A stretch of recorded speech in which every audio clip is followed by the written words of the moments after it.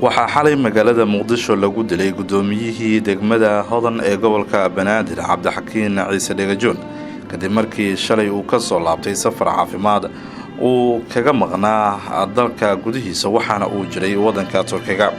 wararka ayaa sheegaya in gudoomiyaha degmada hodan ay dileen askar ka tirsan ciidamada dowladda federaalk Soomaaliya sida ay xaqiijiyeen mas-uul ka tirsan dowladda federaalk Soomaaliya oo bartooda Facebook ku soo qoray geerida Allaha u naxariistay. gudoomiyihii degmada hodan ee gobolka banaadir cabdixakiin ciise dhegajoon gudoomiye cabdixakiin dhegajoon ayaa lagu dilay isgoyska jidmareexaan ee degmada Holwadaag ee gobolka banaadir. cabdixakiin dhegajoon ayaa bishii November ee sanadkii hore ku dhaawacmay qarax miino oo loo dhigay gaari uu la socday. warbaahinta gudaha oo iyagu la xiriiray laamaha dhinaca amniga ee dowladda federaalk Soomaaliya si ay wax badan ay uga ogaadaan waxyaabaha sababay ama qasbay in ciidamada ay rasaas ay hubiyaan gaari uu la socday gudoomiyaha ayaanan suurto galin in ay faahfaahiyaan. warbaahinta ayaa la xiriirtay dhowr mas-uul oo dowladda federaalk iyo kuwa gobolka banaadir si ay faahfaahin uga helaan dilka xalay magaalada muqdisho loogu geystay gudoomiyihii degmada hodan ee gobolka banaadir inkastoo ay ka jawaabi waayeen wicitaanadii lagu sameeyey. cabdixakiin dhegajoon markii uu dib ugu soo laabtay gudaha magaalada muqdisho ee caasimadda dalka waxa uu shir gudoomiyey shir toddobaadle ah oo gudoomiyaasha degmooyinka ay isku arkaan gaar ahaan gudoomiyaasha hodan iyo Holwadaaga. bartiisa Facebook ayaa waxa uu ku soo qoray qoraal uu ku leeyahay bismillaah alla ayaa mahad leh. intaa kadib waxaan maanta ku soo noqday dalka kadib markii howlo caafimaad muddo kooban aan uga maqnaa dalka Turkiga. alla mahadi xaaladayda caafimaad aad ayay u wanaagsan tahay ayuu yiri. intaa kadib maanta markii aan imid waxaan durba bilaabay shaqadii aan bulshada u hayay waxaana shir gudoomiyay shirka isbuuclaha ee degmooyinka hodan iyo Holwadaag kaasi oo looga hadlo howlaha shaqo ee ka socda labada degmo oo daris ah. argagixisada markasta waxa ay isku dayayaan ayuu yiri in bulshadu Soomaaliyeed ay ka niyad jabiyaan dowladnimada laakiin waxaan leenahay idima suurtagelayso qorshahaasi aad damacsan tihiin adinka ayaana dhibka ka dambeyn doona ama ku dambeyn doona insha Allah ayuu bartiisa Facebook ku soo qoray. waxa uu ugu dambeyn uu yiri waxaan naga go'an in inta nafta ay nagu jirto in aan u adeegno bulshadeena qiimaha badan. maanta ayaa lagu wadaa magaalada muqdisho cabdixakiin dhegajoon oo xalay ciidamo ka tirsan dowladda federaalk Soomaaliya ay rasaas ay hubiyeen gaari uu la socday oo maraya jid mareexaanka ee degmada Holwadaag in lagu aaso gudaha caasimadda.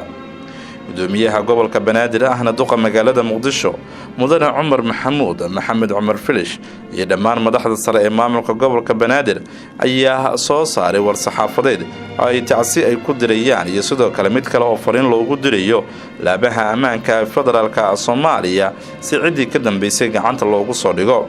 sidoo kale war saxaafadeedka gudoomiyaha ayaa waxaa lagu saaray gudi iyagu heer sare u qaban qaabiya aaska gudoomiyaha Allaha u naxariistay.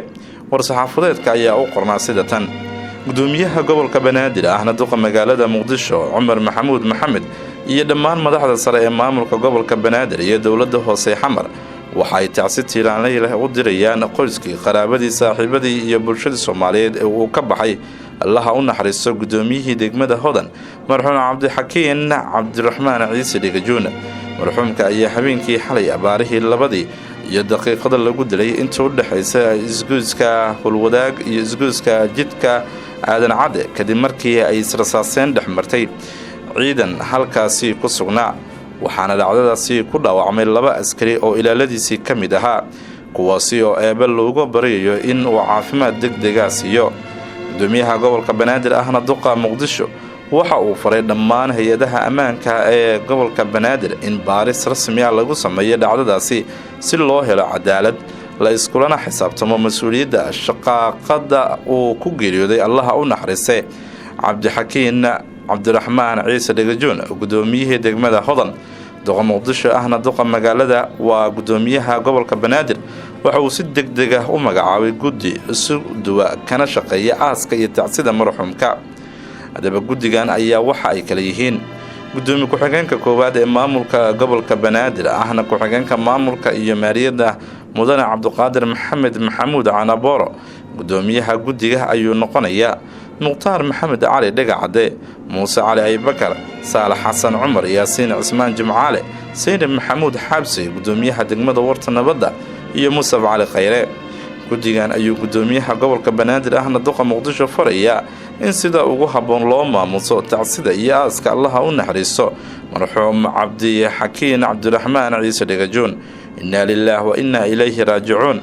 baraha bulshada ay ku wada xiriirto ee Soomaaliya ayaa waxaa haystay saacadihii ugu dambeeyay dilka allaha u naxariistay gudoomiyihii degmada Hodan ee gobolkani Banaadir Cabdixakiin Dhagajoon.